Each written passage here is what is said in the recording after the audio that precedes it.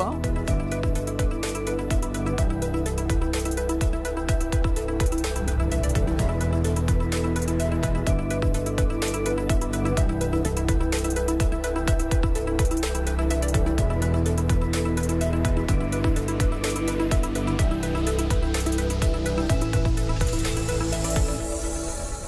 Je vais appeler maintenant d'autres personnes. On va voir des exemples très concrets d'actions qui ont déjà été expérimentées ou qui seront mises en œuvre dans certains établissements.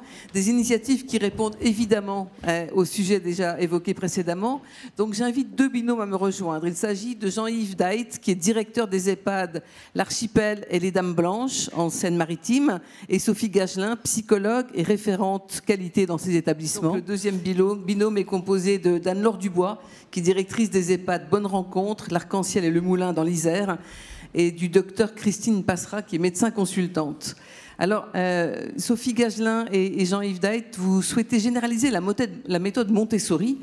Moi, je crois que c'était une méthode qui était exclusivement destinée aux enfants. Oui, alors on va vous prouver que non, et on va vous conter une histoire. Vous nous expliquez ce que c'est que Montessori au passage? Oui, parfait. Bien sûr. Sophie et moi allons vous conter l'histoire de Juliette. Juliette a 20 ans, elle est couturière et costumière. Elle travaille dans un théâtre à Rouen. Nous sommes en 1957. Juliette, accompagnée d'un amoureux, a la vie devant elle. L'idée de la vieillesse ne la traverse pas aussi peu. Et si l'idée lui vient de penser à cette période très lointaine et incertaine, elle se voit dans une maison entourée de fleurs, de chats câlins et de petits enfants attentionnés. Évidemment, elle a entendu parler des hospices, en tout point répugnants. Elle repousse vite l'image qui lui vient à l'esprit, mais cette vision anxiogène ne la quittera jamais. À cette époque, Juliette ignore deux choses. Une très personnelle, la vie facétieuse, et à l'aube de ses 87 ans, elle cheminera vers une maison de retraite, un EHPAD. Elle ignore également, mais personne ne peut lui en vouloir, que pendant 65 ans, de 1957 à 2021, des forces intellectuelles et matérielles conduites par des travailleurs de l'ombre vont se combiner pour lui offrir un accueil personnalisé, un parcours respectueux de son individualité, voire une possibilité d'accroître ses capacités, celles qui lui restent. Accroître les capacités d'une dame de 87 ans, quelle idée saugrenue. À son insu, mais dans la continuité de ses travaux, ce concept a été créé par Maria Montessori. Cette idée de continuer à se développer à 87 ans est presque aussi incongrue que lorsque Maria Montessori a présenté sa méthode au début du siècle dernier. Maria Montessori a commencé ses recherches pour permettre aux enfants déficients d'évoluer et de progresser. Un des piliers de sa méthode est l'autonomie. L'accompagnement doit aider sans faire à la place. Aide-moi à faire seul est le leitmotiv de cette méthode. La pédagogie Montessori se fonde sur les capacités physiques et psychiques de l'enfant. L'enseignant accompagne l'enfant dans toutes les dimensions de son être, physique, émotionnel, social et intellectuel. En gériatrie aussi, l'autonomie est le maître mot. Le pont est établi, les personnes âgées sont également appréhendées dans toutes leurs dimensions. Physique, évidemment, mais aussi sociale, relationnelle, culturelle, émotionnelle et spirituelle. La complexité vient d'un double mouvement. La perte de certaines capacités, notamment physiques et quelquefois cognitives, n'empêche pas à cette même personne de développer ses capacités émotionnelles et relationnelles. Grâce au professeur Camp, la méthode Montessori a été adaptée aux personnes âgées avec troubles cognitifs. L'idée est de permettre aux personnes âgées de réaliser des activités signifiantes d'une manière autonome et positive. La méthode utilise et s'appuie sur les connaissances issues de la neuropsychologie, sur les capacités préservées notamment. À la veille de pousser la porte de la résidence L'Archipel, Juliette ne sait pas encore que la philosophie Montessori anime toute l'équipe de son nouveau lieu de vie, un nouveau lieu de vie pour une nouvelle vie. Cette philosophie Montessori s'expérimente. Elle s'appuie sur des fondamentaux, mais aussi sur des pratiques et une organisation, je vous les livre. Le recueil du consentement, ou la liberté de s'autodéterminer, qu'on pourrait appeler aussi le droit de mener la vie de son choix. dans l'établissement, les 2 établissements dans lesquels on travaille avec Sophie, on fait extrêmement attention à cette recherche du consentement. Alors c'est la base d'un accompagnement digne et respectueux, mais ça représente aussi un principe managérial. Faire différemment serait placer les soignants en dissonance cognitive. L'institution me demande de respecter la personne, mais l'institution a bafoué les droits fondamentaux de cette même personne. Bien entendu, il y a d'autres éléments. La formation de tous les agents, des temps dédiés dits Montessori pour tous les agents également, des réunions de partage et d'expérience animées par Sophie, des lieux valorisants et dédiés qui ancrent la pratique dans le quotidien. Juliette pousse la porte de l'EHPAD. La première fois que j'ai rencontré Madame Juliette, c'était 1 an avant son entrée à la résidence. Elle avait fait un dossier de précaution sur les conseils de son amie Yvette, ayant fait le choix de vivre en EHPAD, ne supportant plus la solitude quotidienne de son veuvage. Après tout, un dossier de précaution, ça n'engage à rien, sait-on jamais. 1 an plus tard, Madame Juliette est au service de soins de suite et de réadaptation de l'hôpital suite à une mauvaise chute. Elle s'est cassé le col du fémur et malheureusement, sa jambe se remet mal. Je la rencontre donc au SSR pour un entretien de recherche de consentement. Elle explique qu'elle habite un pavillon dont il faut gravir quelques marches pour atteindre le rez-de-chaussée. Comment continuer à vivre là avec une mobilité réduite ? Madame Juliette fait donc le choix de rejoindre son amie Yvette au sein de la résidence. Madame Juliette n'a pas d'enfant, mais des amis précieux qui l'aident à aménager sa chambre avec les meubles et les objets les plus symboliques pour elle. Autour du lit médicalisé, seul mobilier imposé par la résidence, l'armoire normande de mariage de sa grand-mère prend place, ainsi que sa table à couture, son fauteuil de salon et les tableaux au fusain qu'elle aime tant. Madame Juliette retrouve sa symbolique. Peu de temps après son arrivée, vient le temps pour l'équipe de proposer à Madame Juliette un projet d'accompagnement personnalisé. Julie, sa référente, retrace l'histoire de vie de Madame Juliette. Madame Juliette a eu un métier passion. Elle était couturière. Son métier lui a pris tellement de temps et d'énergie qu'elle n'a pas eu l'occasion de se marier et d'avoir des enfants. Aujourd'hui, elle le regrette un peu, mais surtout, ce qu'elle regrette aujourd'hui, Madame Juliette, c'est de ne plus pouvoir marcher. Elle se sent très diminuée, inutile, une charge pour les autres. La tension est palpable dans la relation de soins. Madame Juliette dit ne plus pouvoir rien faire de sa toilette et souhaite une aide complète. Pour le bien et l'autonomie de Madame Juliette, les soignantes font les actes infaisables pour elle, mais la stimulent à faire ce qu'elle peut encore faire. Au niveau de sa mobilité, la marche est perdue. L'équipe pluridisciplinaire fait en effet le constat que dorénavant, Madame Juliette se déplacera en fauteuil roulant. Cependant, sa motricité fine est préservée, ainsi que l'intégralité de ses capacités cognitives. Notre objectif Montessori est trouvé. En début d'après-midi, les soignantes qui sont en temps Montessori vont proposer à Madame Juliette d'aider au pliage du linge, parce qu'il y a beaucoup de linge à plier pour une seule lingère. Petit à petit, accompagnée par le personnel, Madame Juliette reprend confiance. Elle veut aller plus loin dans l'aide à la lingère et lui propose de s'attaquer aux petits travaux de couture. Elle recoue les boutons, fait les ourlets et aide même à ajuster des vêtements made in China parfois bien mal taillés. Madame Juliette est de plus en plus autonome. Elle demande à pouvoir s'occuper des travaux de raccommodage dans sa chambre le matin. Ça l'occupe, lui redonne un sentiment d'utilité et surtout, cela lui permet de passer plus de temps avec son amie Yvette lors des animations de l'après-midi. Tous les mois, le personnel se réunit pour faire le point sur les projets Montessori. Madame Juliette est reconnue pour ses talents de couturière. Mais pourquoi ne pas aller plus loin ? Traditionnellement, le personnel fait un petit spectacle pour les résidents et leurs proches lors du dîner de Noël. Madame Juliette va se voir proposer le rôle de costumière. Et elle accepte. Si bien qu'avec Julie, sa référente, Madame Juliette se rend en roulant à la mercerie, tient le budget imposé, choisit les tissus, les fils, les accessoires. S'ensuivent de longues heures de confection, mais aussi d'échanges et de rire autour des soignantes qu'elle va prendre plaisir à mettre en valeur avec ses costumes. Une réelle relation de confiance s'établit avec les soignantes. Le spectacle de Noël est un succès, aussi bien grâce au talent des soignantes qu'à la beauté des costumes. Madame Juliette est applaudie tout autant que les soignantes, sa réputation est faite. Et la suite. Après un tel succès, il faut trouver de nouveaux objectifs. Pas toujours facile. Mais c'est sans compter sur l'inventivité du personnel qui sait toujours mettre à profit la richesse de l'environnement que la résidence propose.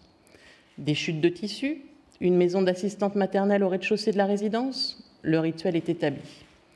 Le premier mercredi de chaque mois, Madame Juliette est invitée à la MAM pour le goûter. Les enfants découvrent toujours avec plaisir les nouvelles créations de Mamie Juliette pour habiller leurs poupées. Voilà une bien jolie histoire, allez-vous me dire. Tous les résidents d'EHPAD n'ont pas autant de capacités restantes que Madame Juliette. Continuons un petit peu notre histoire, si vous me le permettez. Il y a maintenant quelques mois, la facétieuse Madame Juliette a fait un AVC massif. Madame Juliette a perdu la parole. Installée dans son fauteuil coquille, elle ne semble pas comprendre ce qui lui arrive. Madame Juliette est agitée. C'est une nouvelle étape dans l'accompagnement qui commence. Plusieurs propositions sont faites lors de la réunion Montessori par les soignantes qui connaissent si bien Madame Juliette. À force de propositions et d'essais, aujourd'hui, le rituel apaisant pour Madame Juliette est trouvé. Ce rituel lui permet de voyager dans ce qui a toujours fait sens dans sa vie. Madame Juliette passe ses après-midi dans le petit salon de son étage, écoutant de la musique et touchant un drôle de sac disposé sur ses genoux. Ce sac est composé de dizaines de chutes de tissus différents. Madame Juliette malaxe l'objet, le frotte, le caresse. Elle reste active et cette activité a du sens pour elle. Merci. Merci pour cette très belle histoire. Je pense qu'elle est le fruit de différents témoignages de différentes patientes de ce que vous avez vécu. Moi, j'ai une principale question. Des Madame Juliette traitées comme ça, il y en a combien en France? Combien d'EHPAD sont capables d'utiliser la méthode Montessori? Est-ce que c'est en développement ou est-ce que ça reste quand même pour l'instant un peu épiphénomène? Alors, on est sous l'égide de Partager Vie. Et Partager Vie a décidé d'essaimer cette méthode dans tous les établissements. Donc, ça répond en grande partie à votre question. Donc, 122 établissements, si j'ai bonne mémoire. Enfin, en tout cas, plus de 100 EHPAD. Et dans les 100, il y a des Madame Juliette partout qui trouvent leurs activités. Oui, Madame Juliette, vous l'avez dit, elle n'existe pas. Elle rend simplement hommage à toutes les dames et les personnes qu'on a croisées pendant notre carrière, Sophie et moi. Et par cette histoire, on leur a rendu hommage. Et effectivement, c'est une façon de les accompagner, de personnaliser l'accompagnement et de véritablement les identifier en tant que personne, en tant que sujet, avec une histoire. Ce qui veut dire qu'il faut à chaque fois trouver ce qui intéresse la personne, et dès que vous avez trouvé ça, vous déclenchez tout le reste. C'est complètement ça. Le but du jeu, c'est de trouver la petite chose qui est signifiante pour la personne et qui va lui donner goût à la vie. Ça peut être quoi? Vous me donnez 3 exemples? Donc il y a la couture, mais... Il y a la couture, on a des gens qui étaient très proches, par exemple, des animaux, donc on a la chance d'avoir des animaux au sein de la résidence, donc ça va pouvoir être s'occuper des animaux. On a des cuisinières, par exemple, qui vont prendre plaisir à aider les cuisiniers pour faire le goûter du lendemain. Voilà, il y a plein de petites choses comme ça, et on peut aller très loin jusqu'aux plus infimes choses. Ça peut être aussi même mettre la table avec des gens très dépendants. Ça va nous prendre beaucoup plus de temps, mais ça va leur faire tellement plaisir de mettre cette belle table pour tout le monde. Voilà, donc ça peut être vraiment des tout petits détails. Après, voilà, là on est sur des détails, on peut faire des très belles choses. On a un monsieur qui est complètement autonome, par exemple, pour promener le chien de la résidence. Et puis on a aussi des gens juste qui vont distribuer le courrier dans leur étage. Donc voilà, c'est des choses qui leur redonnent du sens, qui leur redonnent de l'utilité surtout. Et qui leur redonnent une existence au regard des autres. Tout à fait, ça les met vraiment en lien social avec la résidence et leur redonne un rôle social qu'ils ont peut-être perdu avec la retraite, avec le veuvage, avec tous les événements de la vie au grand âge. Merci beaucoup pour ce très, très joli témoignage. Je me tourne maintenant vers vous, Dr Passera et Anne-Laure Dubois. Vous œuvrez pour la liberté du résident. Alors, dans quel cas cette liberté est-elle limitée et comment améliorer la situation? Alors, la crise sanitaire a permis de prendre conscience de l'ampleur des conséquences de privation de liberté.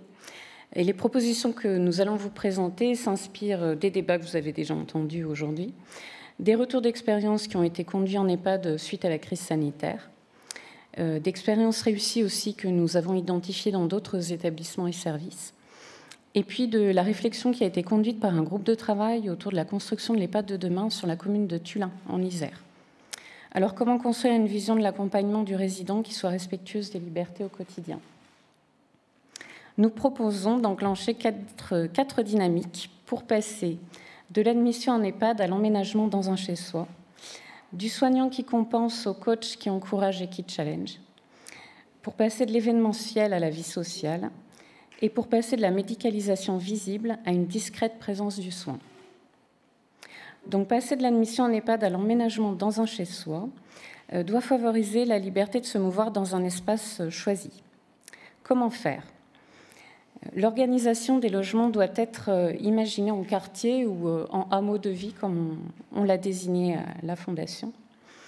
Les logements doivent être inspirés des attributs du domicile. Par exemple, on peut très bien installer une porte d'entrée de maison plutôt qu'une porte de chambre. On peut installer une sonnette à l'entrée du logement, une boîte aux lettres. Et puis, comme vous le disiez, ne meubler la chambre que d'un lit médicalisé pour que la personne elle puisse investir ce logement. Et puis, comme l'admission se fait souvent dans l'urgence, ce qui pourrait aussi être imaginé, c'est d'accompagner le résident une journée pour qu'il retourne chez lui et puis pour que la personne choisisse les éléments de décoration et les vêtements qu'elle emmènera dans son logement. Ça doit être un grand moment d'émotion pour la personne qui retourne chez elle chercher quelques affaires, non ? Je pense que ça se fait très peu parce que je pense que ça fait peur aussi. Et les familles ont souvent des craintes que la personne n'ait plus envie de revenir après. Voilà. Alors effectivement, on a choisi d'axer nos propos sur l'autonomie au service de la liberté du résident, bien entendu. Alors voilà pourquoi il me semblerait utile de passer du soignant qui compense au coach qui encourage et qui challenge. Voilà, on l'a vu, l'approche Montessori nous a bien imprimé le fait que ce qui est important, c'est « aide-moi à faire seul ». Ça, c'est certain. Et le soignant, on en a beaucoup parlé aussi, a l'habitude de faire à la place du résident, en pensant lui rendre service. Et en pensant gagner du temps aussi, parfois. Alors oui, bien sûr. Voilà, c'était l'idée d'après. Et l'idée, effectivement, c'est de faire sortir le soignant de cet idéal qui est de dire « j'évalue la qualité de mon travail à ma capacité à réaliser toutes les tâches qui me sont imparties dans le temps qui m'est imparti. C'est pas les toilettes le matin. » Voilà. Donc là, il faut que le manager, pour le coup, change le regard du soignant sur son travail. Là, le manager a vraiment un point important, c'est comment il valorise ce qui n'est pas fait quand c'est positif pour le résident. Il vaut mieux une toilette au rendu imparfait, mais réalisée par le résident sous la houlette du soignant, plutôt qu'une toilette réalisée dans les règles de l'art. Voilà. Et puis, il y a des idées reçues sur la vieillesse qui feraient qu'elle ne permet plus l'acquisition de nouvelles compétences, elle effrite les aptitudes. Donc peut-être qu'une des pistes, il y en a beaucoup d'autres qui ont été explorées aujourd'hui, mais une des pistes pourrait être de développer l'activité physique adaptée, puisque c'est quand même quelque chose qui permet de nouveaux apprentissages autour d'une autre forme de mouvement, une autre forme de faire du sport, qui permet de gagner en amplitude articulaire et qui serait une belle prévention de la dépendance dans le plaisir et surtout dans un esprit de liberté, finalement, pas rattaché à du médical, purement du médical. Voilà. Alors, le plaisir, c'est aussi la relation avec les autres. Et passer de l'événementiel à la vie sociale, c'est aussi favoriser la liberté d'entretenir des liens avec les autres. On l'a évoqué tout à l'heure. Alors, bien sûr, on ne remet pas en question l'animation dite événementielle, qui a tout son intérêt, mais elle doit être complétée d'une facilitation quotidienne à la vie sociale. L'objectif est de favoriser les petits moments d'échange et de partage qui ne sont pas toujours mesurables. Par exemple, l'organisation du travail et la conception architecturale en lieu collectif, petits salons d'étage, logements, permettraient de proposer aux résidents différentes possibilités autour du repas. Je vais à la ville au restaurant collectif, je reste en hameau dans le salon d'étage avec mes voisins, ou bien je m'offre une soirée cocooning à la maison et je mange dans ma chambre. Un autre exemple concerne les locaux dits des PASA et des accueils de jour, qui habituellement ne sont ouverts que du lundi au vendredi. Pourquoi ne pas permettre aux résidents de recevoir sa famille le week-end dans ces espaces dans lesquels il y a une cuisine aménagée, où on peut faire à manger, où il y a une table, etc. Voilà, c'est un peu la liberté de rester chez soi et rester chez soi jusqu'au bout de la vie. Donc, on peut se poser la question, se dire, et pourquoi pas aller plus loin, en passant d'une médicalisation qui est visible à une discrète présence du soin. Donc faire ça autrement, ce serait une façon de revenir à l'esprit de la loi de 2002, qui encourageait beaucoup, garantissait même le respect des droits et des libertés des usagers. C'est une façon peut-être de sortir un peu de la crise Covid et de ce qu'elle a pu générer comme vécu d'hypermédicalisation et d'hypersanitarisation. Et puis finalement, se dire pourquoi on ne fait pas comme à domicile. Finalement, à domicile, c'est prendre en compte l'accompagnement de la personne de manière globale, dans son univers, et réagir de façon rapide à ses besoins et ses attentes, mais sans la déménager, ou à l'hôpital, ou dans une autre unité. Donc ça, c'est peut-être, ça, ce serait quelque chose à conceptualiser un peu plus loin. Et ça n'est qu'une forme de démédicalisation apparente de l'établissement, finalement. Parce que, finalement, on pourrait fonder l'accompagnement sur tout l'arsenal de thérapies médicamenteuses, non médicamenteuses, qu'elles ont été évoquées. Il est large. Avoir un recours peut-être un peu plus accru à tout ce qui est pas à 2 nuits, pas à 2 jours, les faire vivre peut-être un peu plus. Voilà. Et puis, aller peut-être même plus loin et se dire, pourquoi pas, installer un service, une maison médicale des vulnérabilités dans l'établissement, qui concentrerait toutes les compétences médicales et paramédicales dont on a besoin. Paramédicales, on a vu, c'était large, hein, médecins, spécialistes, psychologues, dentistes, kinés, psychomotes, etc.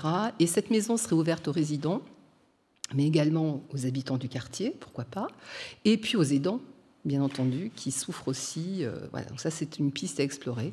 Ou plus simplement, on peut aussi imaginer ouvrir les portes des unités protégées à certains moments de la journée, lorsque le personnel est en nombre suffisant, ouvrir les portes, permettre à ces résidents d'aller dans l'EHPAD, d'y revenir, d'être peut-être moins enclin après à secouer la porte pour en sortir, mais permettre aussi aux résidents de l'EHPAD de rentrer et de regarder ce qu'il y a derrière la porte, cette porte qui est toujours fermée.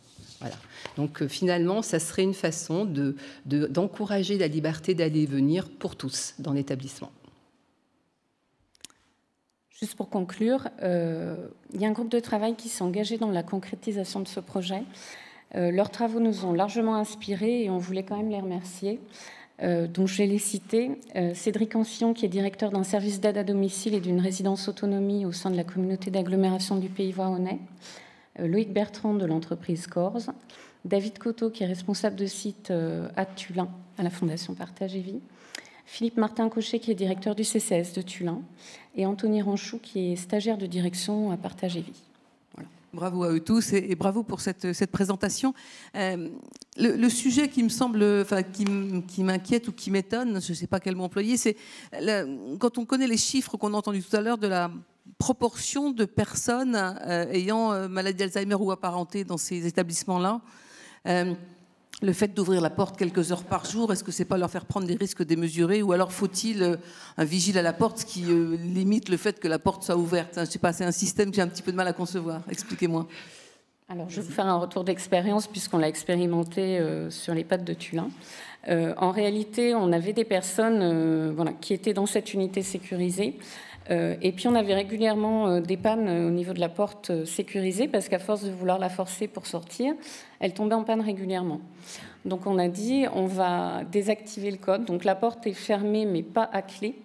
Et puis quelques heures par jour, donc sur un créneau horaire qui est bien ciblé, l'équipe est plus en force et du coup on ouvre la porte. Donc les personnes ont du coup un espace de déambulation, puisqu'on dit comme ça, qui est plus large. En tout cas un espace voilà, où elles peuvent explorer, mais très rapidement en général elles reviennent dans l'unité. Elles ont juste besoin de voir ce qui se passe de l'autre côté de la porte, ce que disait Christine. Et puis, on a eu cette expérience, du coup, favorable, qui s'est conclue par le déménagement d'un résident, donc un monsieur qui habitait à un autre étage et qui a voulu déménager à l'étage de l'unité psychogériatrique parce que son épouse est dans l'unité. Et du coup, quand la porte est ouverte, il vient rendre visite à son épouse. Voilà. Et finalement, on a eu beaucoup moins de dysfonctionnements par la suite. Alors, bien sûr, plus de portes forcées. Et puis pas de sortie, on va dire sortie intempestive ou de personnes qui se soient mises en danger. Voilà. Je voudrais revenir aussi sur la notion du chez-soi, donc de ces personnes qui pourraient récupérer quelques meubles ou tableaux de chez elles. On en avait parlé quand je vous ai appelé. Une chambre de 20 mètres carrés avec un lit médicalisé au milieu, ça laisse quand même pas grand place. Alors on peut avoir un tableau, un petit Dubuis au-dessus, mais l'armoire normande, elle a aucune chance de rentrer. Faut-il mettre le lit au milieu ? de la chambre. C'est une question. Faut-il mettre le lit au milieu de la chambre? Donc vous travaillez aussi à la conception des chambres. Je pense que ça, c'est quelque chose qui peut se réfléchir et effectivement, et qui, quand c'est réfléchi, effectivement, permet un peu plus d'espace pour pouvoir meubler davantage la chambre. Après, se pose la question des mètres carrés. Vous avez raison. Là, on est sur des projets architecturaux différents, où on va privilégier l'espace individuel au collectif, réorganisé en hameaux, etc. Il y a certainement beaucoup de choses à penser, ce qui est le cas du projet de Tullin au demeurant.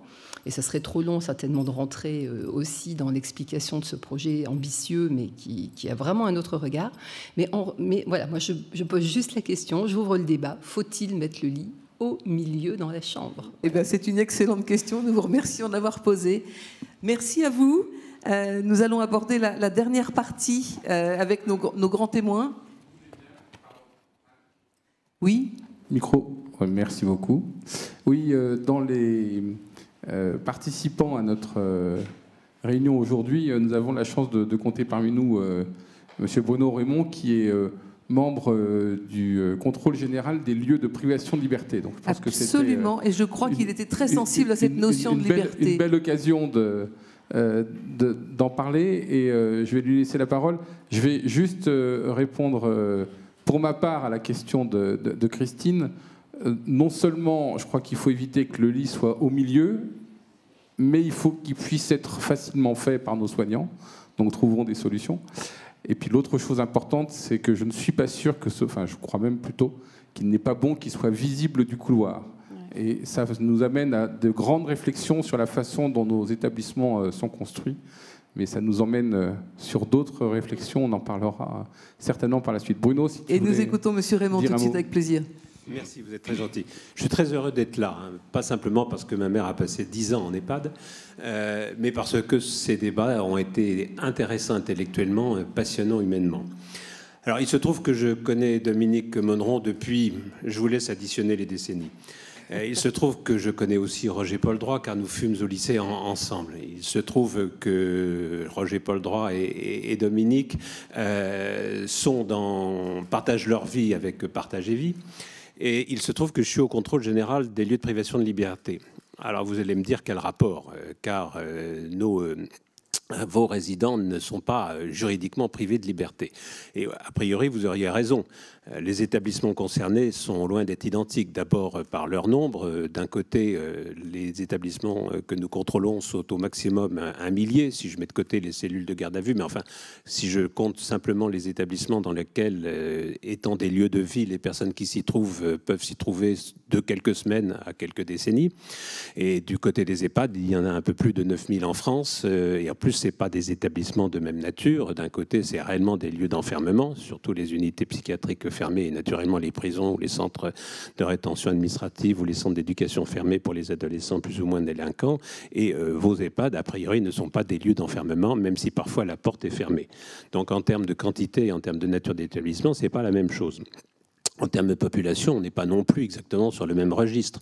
Nous contrôlons le respect des droits fondamentaux et de la dignité d'un peu plus de 100 000 personnes. Les personnes en EHPAD sont un peu plus de 700 000 en France. C'est quand même pas le même ratio. Et puis, il y a aussi, en termes de structure de population, quelque chose qui est radicalement différent. D'un côté, chez vous, c'est essentiellement des personnes âgées et très âgées, et pour ce qui nous concerne, c'est des personnes qui vont de 12 à 75 ou 80 ans, donc c'est pas exactement le même type d'approche des problèmes qui se posent. Et puis surtout, fondamentalement, la raison ou la motivation du placement ou de la présence dans les établissements considérés ne sont pas du tout les mêmes. D'un côté, c'est une décision juridique ou judiciaire ou administrative sans aucun choix de la personne à laquelle elle s'impose, et donc une privation totale de liberté contrainte et forcée. Et de l'autre, il y a quand même, sans jeu de mots en inversant les termes, il y a quand même un certain choix dans la décision, même si effectivement cette décision peut avoir quand même quelques origines ou quelques racines de contraintes. Mais en tout état de cause, que ce soit les établissements et les personnes dont nous nous occupons et vos établissements et les personnes qui s'y trouvent, il y a quand même un point commun. L'enfermement demeure l'enfermement, qu'il soit souple ou rigide, qu'il soit subi ou consenti. Et puis, vous savez bien, ça a d'ailleurs été dit, notamment il y a quelques instants, que les personnes âgées qui viennent en EHPAD n'y viennent pas par un plaisir absolu et une volonté effrénée d'y résider. C'est aussi sous des contraintes, celles de l'âge, celles qu'impose l'évolution physique, intellectuelle, psychologique, etc. Et dans tous les cas de figure, il s'agit de personnes vulnérables. Pas forcément pour les mêmes raisons, mais vulnérables. Et même les détenus que nous rencontrons sont vulnérables, car ils sont dans un milieu coercitif qui s'impose à eux et qui, effectivement, les rend vulnérables. Et justement, c'est là que se pose la question cruciale de savoir comment peut-on assurer le respect des droits fondamentaux, de la dignité des personnes vulnérables dans des situations dans lesquelles elles se trouvent, quelle que soit la motivation, quelle que soit la nature de la situation dans laquelle elle se trouve sous contrainte. Roger-Paul Droit, en début d'après-midi, nous a parlé de la bonne vie et en se posant la question de savoir qu'est-ce qui peut être déterminant pour qualifier de vie bonne l'existence d'un être humain. Je pourrais reprendre toutes les expressions qu'il a utilisées, mais il y en a une qui, à mon avis, brille plus que les autres. C'est celle de l'éthique du détail. C'est ce qui vous préoccupe et c'est ce qui nous préoccupe, nous, dans l'exercice de nos missions. Et on pourrait, en vous écoutant cet après-midi, avec tous les exemples existentiels que vous avez cités, j'aurais pu dire, moi aussi, nous aussi, les repas servis trop tôt, 11h30, 17h30, ce qui arrive et ce qu'on constate dans des hôpitaux psychiatriques ou dans des prisons. Et nous protestons violemment contre, effectivement, cette rupture des rythmes biologiques ordinaires qui entraîne toutes les conséquences qui nous ont été signalées tout à l'heure. Le café pris avec des patients, les activités plus ou moins diverses avec une incitation ou pas d'incitation à y participer, la transdisciplinarité, les relations sexuelles dans un hôpital psychiatrique, c'est des choses qui existent là aussi, hein, avec des naissances de relations, d'amour, etc. Donc toutes ces questions-là, nous les examinons et on peut prendre tous les items de l'existence quotidienne, depuis le lever jusqu'au coucher, avec toutes les possibilités pour savoir si effectivement, à chacun de ces items de l'existence, à chacun de ces moments de la journée, à chacun de ces instants intellectuels ou physiques, la dignité, les droits, la liberté sont respectés, même s'ils n'ont un lieu de fermement. Alors pour ce qui concerne les personnes qui sont vraiment privées de liberté, il existe maintenant un organisme, le Contrôle général des lieux de privation de liberté, qui, en application d'une convention internationale, a été créé par une loi du 30 octobre 2007 en France. Il existe un référentiel idéologique et philosophique. Il existe des recommandations minimales qui sont formulées de façon, effectivement, tous les éléments de la construction et de l'architecture des bâtiments jusqu'à l'extinction des feux en fin de journée, fassent en sorte que la dignité humaine soit prise en compte. Il n'existe rien dans le domaine des EHPAD, à part des projets autonomes, passionnants comme le vôtre, mais ce n'est pas le cas de la totalité des structures EHPAD en France. Et on a bien vu l'an dernier à quel point cela posait un problème. Ça a été à plusieurs reprises signalé par les hommes politiques, par les journalistes, par des responsables d'EHPAD. Et nous-mêmes, au contrôle général des lieux de privation de liberté, nous avons été à plusieurs fois interpellés, nous disant mais pourquoi vous n'intervenez pas? Il y a des problèmes, pourquoi est-ce qu'on ne respecte pas une certaine charte déontologique dans les EHPAD, etc. On a examiné la question. Il est incontestable que ce n'est pas au contrôle général des lieux de privation de liberté, ça serait incongru, compte tenu de la terminologie de l'institution, de s'occuper de cette question. Le défenseur des droits, vous le savez, s'y était intéressé aussi. Ce n'est pas non plus de son ressort. Le problème reste entier. Et comme Roger-Paul Droit nous a dit tout à l'heure, et je partage fondamentalement son point de vue, qu'on est à l'orée d'une évolution structurelle de la société, simplement sur le plan démographique qui le signala, il y a certainement là un problème qui se pose. Je crois qu'à l'heure actuelle, personne ne sait comment le prendre, le régler, quel type d'institution, quel type d'orientation, quel type d'intervention. Mais il y a certainement quelque chose à faire et je pense que effectivement, ça pourra constituer un très beau sujet pour votre 3e réunion l'an prochain. Merci beaucoup. Donc je vous invite à retourner dans la salle. Et j'aimerais maintenant savoir ce que nos grands témoins ont à proposer pour améliorer le quotidien des résidents, pour donner encore plus de corps à ce concept de vie bonne. Et pour cela, les 3 témoins sont Agnès Firmin-Lebaudot, qui est députée de la Seine-Maritime, Véronique Levieux, qui est adjointe à la maire de Paris, chargée des seniors et des solidarités entre les générations, et conseillère de Paris-Centre. Elle ne pouvait être avec nous aujourd'hui, mais elle nous a reçus très récemment. Nous avons tourné une vidéo avec elle. Et Yves Agide, qui est neurologue, professeur des universités, spécialiste des maladies neurodégénératives et fondateur de l'Institut du cerveau et de la moelle épinière. Merci d'être là. Et professeur Agide, comment le spécialiste du cerveau que vous êtes réagit-il à ce qui a été dit ? Quelles solutions préconisez-vous pour améliorer la fin de vie ? Et faut-il envisager une éducation au vieillissement ?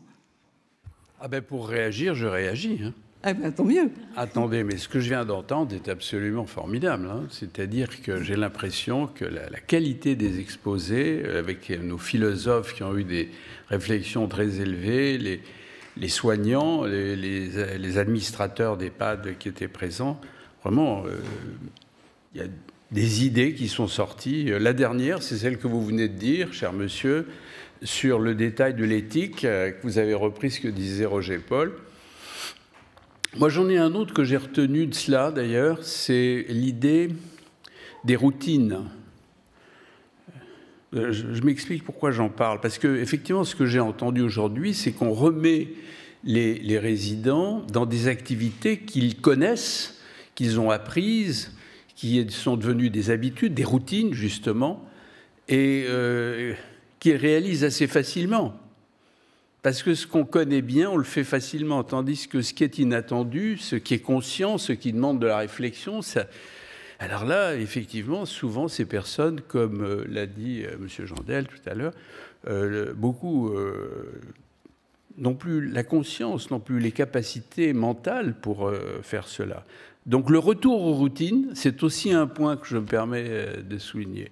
Donc je voudrais vraiment féliciter ici. Alors le rôle qui est le mien, ce serait peut-être d'essayer de lutter contre ce que j'entends, moi, dans beaucoup de médias, et dans des discussions qui ne devraient pas avoir lieu, avec plein d'idées reçues, des fantasmes,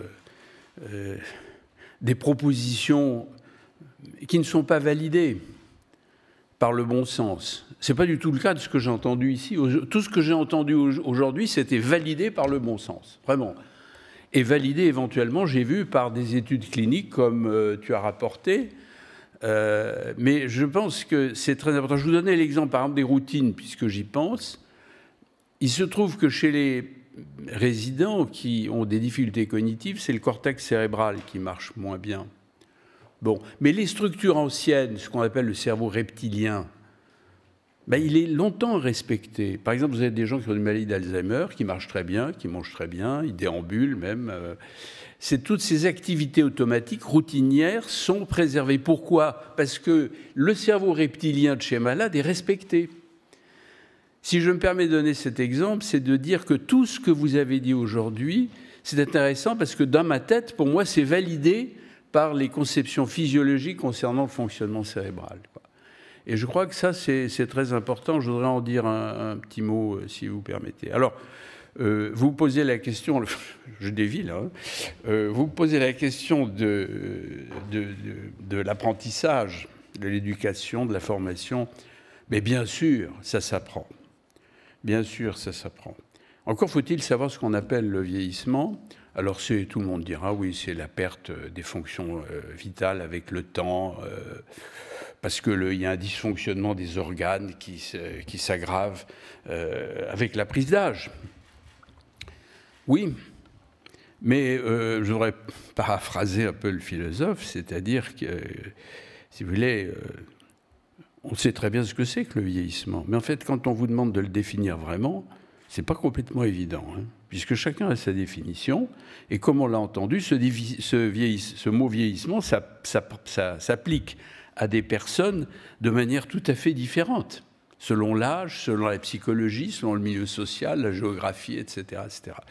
Donc c'est effectivement une des questions les plus complexes qui soit. Ceci étant, comment apprendre le vieillissement ? Alors, j'ai compris qu'on apprend aux résidents. J'ai compris que dans ces EHPAD merveilleuses, entre parenthèses, moi j'irais bien dans l'Isère, là, hein, celle qu'on a vue au début, ça avait l'air formidable. Hein. C'est vraiment 4 étoiles. Hein. Mais c'est une parenthèse, mais la question c'est que, oui, les résidents, vous leur apprenez, les soignants eux-mêmes apprennent. Je comprends, mais ils apprennent dans les EHPAD. Je me demandais s'il ne serait pas utile, Madame la députée, d'apprendre ce que c'est que le vieillissement avant. Alors au moment de la retraite, pour ceux qui se connaissent ces problèmes-là, c'est une idée qui court. C'est-à-dire qu'avant la retraite, qu'on dit attention, le vieillissement, c'est ça. C'est pas ce que vous imaginez. C'est difficile puisque, comme on l'a dit, il n'y a pas un vieillissement, il n'y a que des vieillissements. Et moi, je me demande s'il ne faudrait pas commencer à l'école, simplement, à la communale. Mais pas, évidemment, en leur disant « vous allez vieillir, c'est horrible, etc. » C'est pas ça. Mais leur dire « attention, la vie, il y a un début, une fin. » Là, je ne peux pas faire le philosophe de pacotille, mais nos amis philosophes, ils savent parler de ces choses-là. Et je pense qu'il y aurait là peut-être une pédagogie à faire pendant toute l'existence. Enfin, je ne suis pas compétent pour en parler. Alors, pour revenir à mon petit propos, je voulais vous démythifier et faire 3 propositions. Démythifier en posant quelques questions. Premièrement, est-ce que le vieillissement est global? Non, il n'est pas global. Le vieillissement se fait en pièces détachées. Alors on s'en fout, quand on perd des cheveux, on peut être très joli. D'ailleurs, oui, ici, quelques personnes qui ont un petit peu de calvitie, qui sont très, très mignons, tout ça, on s'en fiche complètement. Si vous perdez vos cheveux dans l'hippocampe, enfin, si vous perdez des neurones dans l'hippocampe, alors ça, c'est pas drôle, parce que là, vous perdez la mémoire. Et il faut bien comprendre qu'il faut séparer là ce qui est le corps et ce qui est le cerveau. Le corps, c'est les exécutants. Ça se répare, ça se soigne. Vous avez une insuffisance cardiaque, on vous donne ceci. Vous avez, tu en as parlé d'une manière excellente tout à l'heure, on sait soigner le corps, on sait même le réparer, on greffe. On greffe des pancréas, des cœurs, on veut de la peau, enfin tout, quoi. Alors évidemment, on en est à l'aube du Moyen-Âge, mais un jour, ça va être absolument formidable. On saura bien réparer. Pour le cerveau, on ne sait pas, c'est trop compliqué. Et on ne pourra le faire probablement jamais, sauf pour des déficits très ponctuels. Un petit déficit, on mettra un petit processeur, etc., comme ça. Mais en gros, ce qu'il faut bien comprendre, c'est que dans le cerveau qui vieillit, c'est à peu près 1 million de fois plus compliqué que votre prostate ou que vos ovaires. Il y a des micro-vieillissements qui se déroulent à des vitesses différentes dans différentes parties du cerveau. Tout ça, ce n'est pas global, ce qui explique que chacun de vos résidents ont des petits déficits, un tout petit peu déficit de motivation, comme tu disais, un petit déficit parce qu'il y a le pied qui traîne d'un côté, c'est curieux, etc., etc. Et un embouteillage de déficit, disait Régis Debray. Donc ça, c'est très important, le vieillissement est différentiel, et je vous demande encore une fois de rapporter ça au fonctionnement du cerveau. On le justifie, on le valide. Le deuxième point, qui traîne dans la littérature, c'est comment on évite le vieillissement. Alors, c'est insupportable. Dans vos médias, chère Anne. Non, à l'Express, mais pas au Point.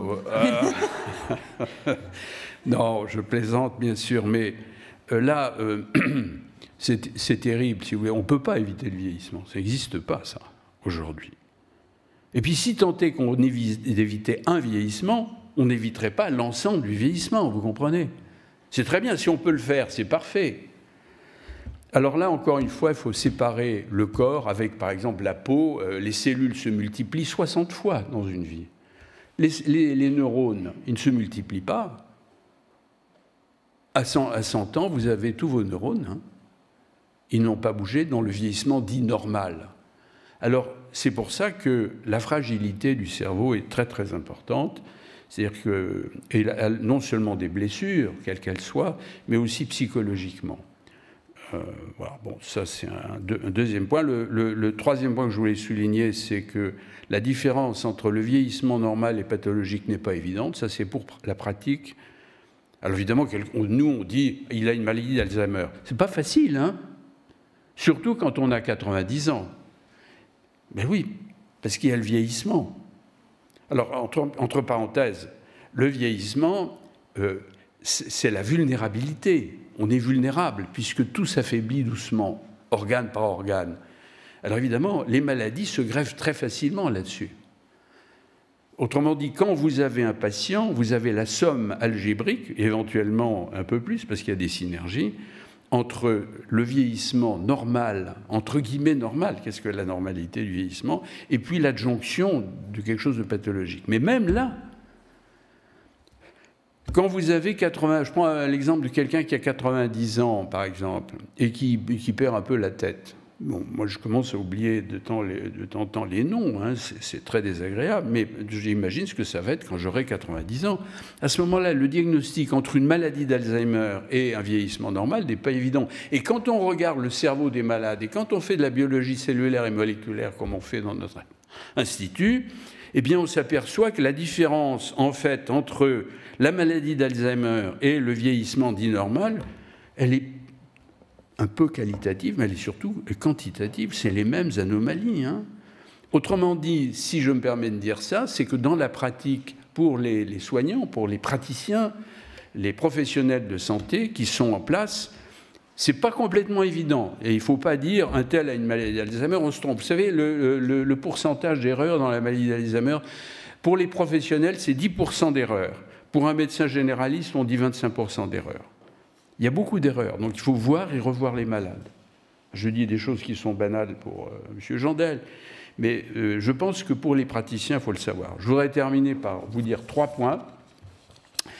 Le premier, c'est de mettre en avant le cerveau, parce que non seulement les maladies du cerveau, vous avez vu, il y en a 75% de ces résidents qui ont ça, mais comme on l'a dit très bien, très intelligemment, le cerveau, c'est ce qui vous permet d'avoir une conscience de ce que c'est le vieillissement. Le vieillissement, c'est surtout, pour vous, l'idée qu'on s'en fait. Autrement dit, le soignant, s'il y a une tumeur cérébrale, ne peut rien faire. Mais par contre, l'idée qu'on s'en fait, c'est très important. Et ça, c'est l'élan vital, qui est composé de 4 éléments, je vous le rappelle, vous les avez cités. L'attention, quelqu'un qui est inattentif, on ne peut rien faire. L'humeur, quelqu'un qui est déprimé ne peut rien faire. L'apathie, enfin la motivation, donc quelqu'un qui est apathique, qui est là comme ça, il n'y a rien à faire. Et puis la dernière chose, c'est la vigilance, quelqu'un qui est trop fatigué, qui dort mal. Donc tous ces points ont été soulevés. Et sur ces points-là, on peut agir, non seulement par la psychologie, simplement la manière de prendre en charge les malades, mais aussi par les médicaments que tu as cités tout à l'heure, puisque tu as cité des neurotransmetteurs, mais il y a des médicaments qui peuvent être utiles à manier avec prudence chez des personnes très âgées. Premier point. Deuxième point, je vous l'ai dit, oui, il faut apprendre. Moi, je pense qu'il faut apprendre à vieillir de manière beaucoup plus précocement, avant que les gens soient vraiment en EHPAD, et avant même qu'ils aient la retraite, et si possible avant. Enfin, je voudrais terminer par un point, puisque j'ai entendu beaucoup d'idées qui se développent là. Je pense que ce qui est intéressant pour vous, c'est quand même de valider des idées. D'abord pour ne pas faire d'erreurs, ne pas s'orienter dans des mauvaises directions, parce qu'on peut se tromper.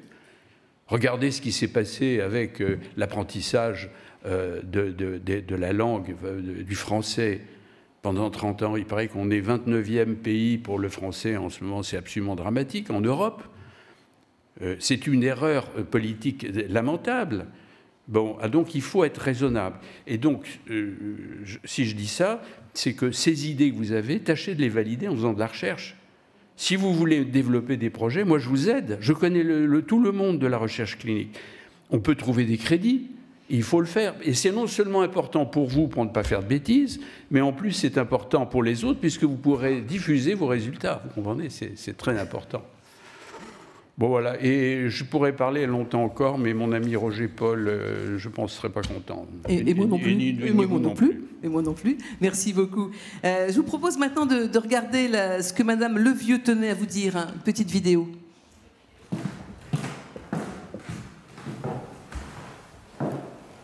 Notre société ne veut pas vraiment parler de ce qui se passe à la fin de notre existence et encore moins dans les EHPAD. Et c'est un lieu de vie, les EHPAD. Et il y a différents types de résidents dans les EHPAD. Vous avez vraiment une grande diversité de ces profils. Et vous avez dans des EHPAD, surtout au centre d'action sociale, des gens issus de la grande précarité, qui n'ont plus de famille, qui sont assez isolés, qui peuvent être peut-être plus jeunes que dans d'autres structures, et donc ont des besoins au quotidien, des attentes. Et donc, dans un cadre collectif que représente le centre d'action sociale, il faut trouver aussi les moyens d'être à l'écoute des besoins exprimés spécifiques de ces résidents. Trouver aussi, donner à voir ce qui se passe dans les EHPAD. Là, je parlerai aussi des échanges qu'il peut y avoir à l'échelle de quartier, que ce soit d'ordre intergénérationnel ou pas, mais il y a beaucoup d'initiatives qui existaient, qui vont reprendre. Les équipes sont vraiment dans cette attente, avec des crèches, avec des écoles primaires, maternelles ou des collèges, où il y a beaucoup de temps de partage.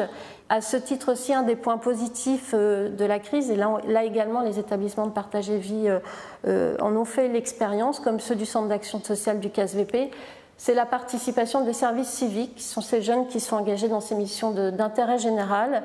La vie bonne dans nos établissements aussi, et notamment avec cette crise, a rappelé combien il était nécessaire de poser un cadre éthique de réflexion. C'est quelque chose, là encore, qui était évidemment présent au quotidien de la démarche professionnelle de nos agents, de nos équipes, mais la crise a révélé évidemment la nécessité de revoir sans doute différemment ces problématiques éthiques. Et donc je sais que dans nos établissements, il y a un travail spécifique pour structurer ce cadre d'échange qui est essentiel pour nos équipes, pour les aider au discernement, à l'appropriation et aussi à la marge de manœuvre dans certaines situations.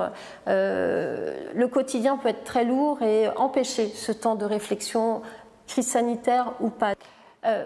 La vie bonne, c'est évidemment celle de nos agents qui doivent être le mieux accompagnés. Donc le travail au titre de la qualité de vie au travail dans nos établissements est évidemment essentiel parce que des agents qui se sentent bien, que ce soit écoutés, formés, préparés, dans un cadre professionnel, bâtimentaire, avec les locaux adéquats, ce sont des agents aussi qui sont encore plus à l'écoute des résidents.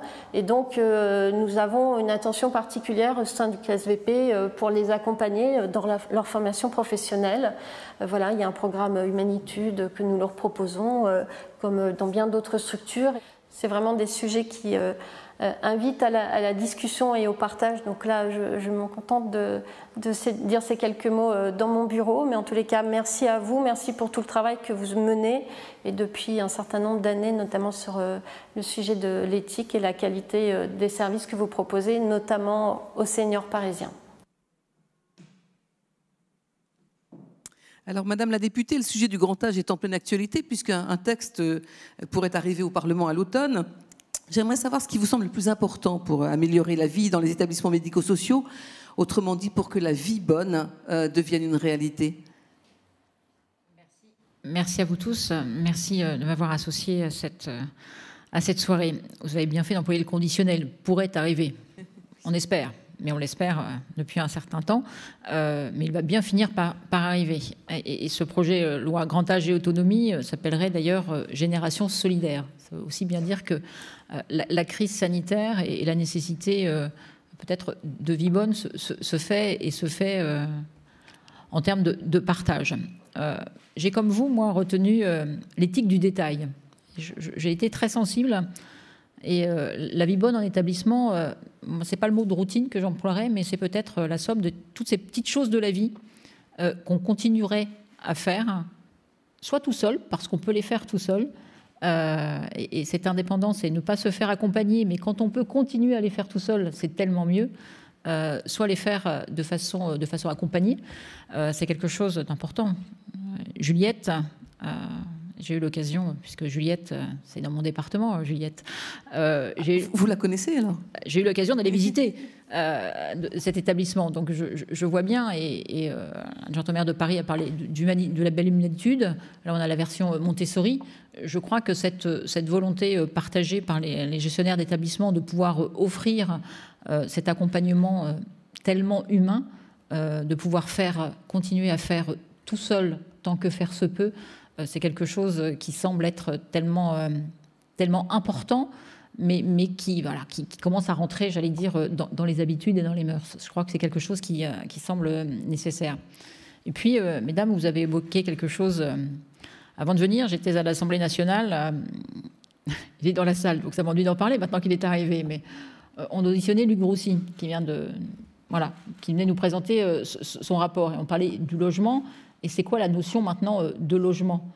Et très clairement, dans ce que vous nous racontiez tout à l'heure, l'EHPAD doit devenir une espèce de domicile et répondre, et déjà se poser la question de la place du lit dans la chambre, c'est peut-être déjà un début de réponse à ce que l'EHPAD de demain ou ce que l'EHPAD du futur peut-être doit devenir. Je pense qu'en posant cette question-là, on ouvre la porte de la question à la définition du domicile.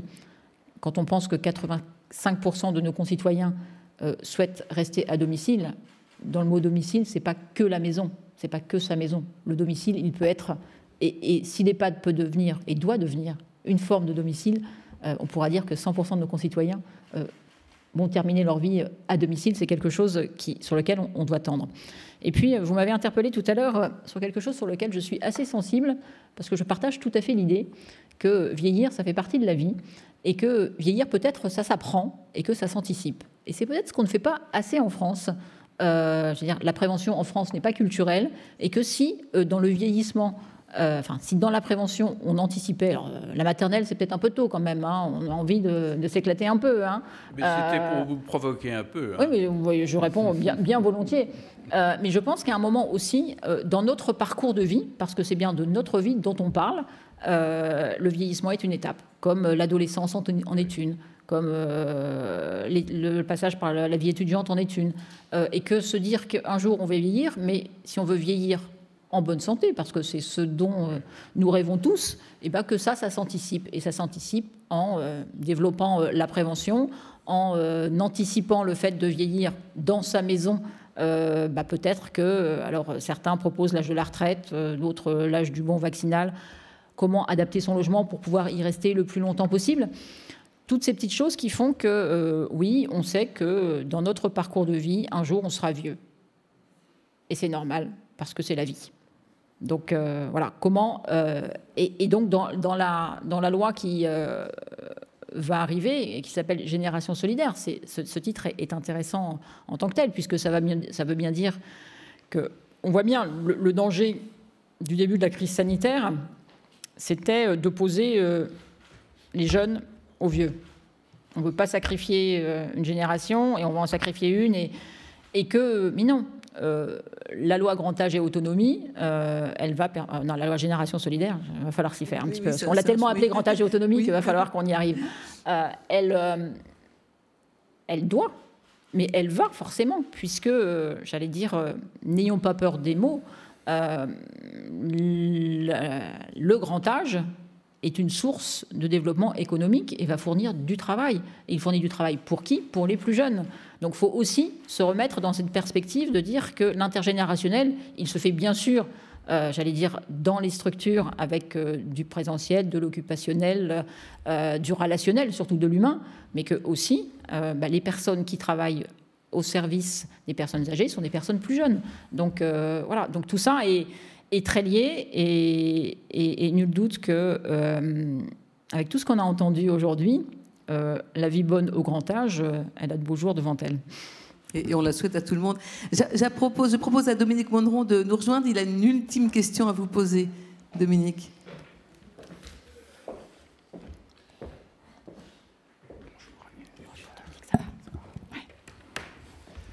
Merci Agnès, Madame la députée, pour ces propos, et merci à Luc d'avoir pris le temps de nous rejoindre entre 2 rapports et 5 auditions de commission, j'imagine. J'avais une question à vous poser, toute bête. Quand ça commence comme ça, c'est pas bon signe. Hein. Alors, il n'y a pas une question, il y a un souhait. J'espère qu'on vous aura convaincu que l'EHPAD n'est pas un modèle en crise, comme j'ai cru le lire. y aura-t-il des EHPAD dans 10 ans? Alors moi, je suis assez claire là-dessus. D'abord, l'EHPAD bashing, il faut arrêter. Ça, c'est petit 1. Et que nous avons toujours besoin des EHPAD. Enfin, je veux dire que nous aurons toujours besoin des EHPAD. Ceux qui laissent à penser que l'EHPAD est un modèle fini et qu'il n'y aura plus d'EHPAD, à mon avis, font une erreur. On sait très bien que tout le monde ne pourra pas rester, pour le coup, chez soi, dans sa maison, même adapté, même avec tout ce qui va bien tout le temps, et qu'il y a un moment ou un autre, on a besoin d'aller dans une structure qui est plus adaptée à sa dépendance. On a besoin plus de prise en charge avec des structures qui seront adaptées, qui doivent évoluer. On voit très bien que la question qui se pose à nous, c'est que les EHPAD tels qu'ils ont été conçus ne correspondent plus à ce qu'attendent les personnes, comme les logements qui ont été conçus pendant un certain temps ne correspondent plus à ce qu'attendent nos concitoyens, comme les résidences autonomie ne correspondent plus à ce... Voilà, et que la société évolue, nos souhaits évoluent, mais que ce pourquoi l'EHPAD a été en crise, c'est qu'il y a sans doute 10 ans, on rentrait en EHPAD valide, et donc on y vivait plus longtemps. Les personnels n'ont sans doute pas été suffisamment formés, les structures n'ont pas été suffisamment adaptées, j'allais dire, à cette augmentation de la dépendance, et que maintenant, on y rentre en fin de vie, enfin plus dépendant, et que on attend autre chose. Et donc c'est bien. Enfin, moi je pense que ces structures sont absolument nécessaires, qu'elles doivent évoluer. Ça c'est je pense, une absolue nécessité. Et c'est bien pour ça que certains font des rapports sur l'EHPAD du futur, l'EHPAD hors les murs. On lui donne le nom qu'on veut, mais en tout cas l'EHPAD, à mon sens, sera toujours nécessaire parce que des personnes auront toujours besoin, à un moment ou à un autre, d'aller en EHPAD.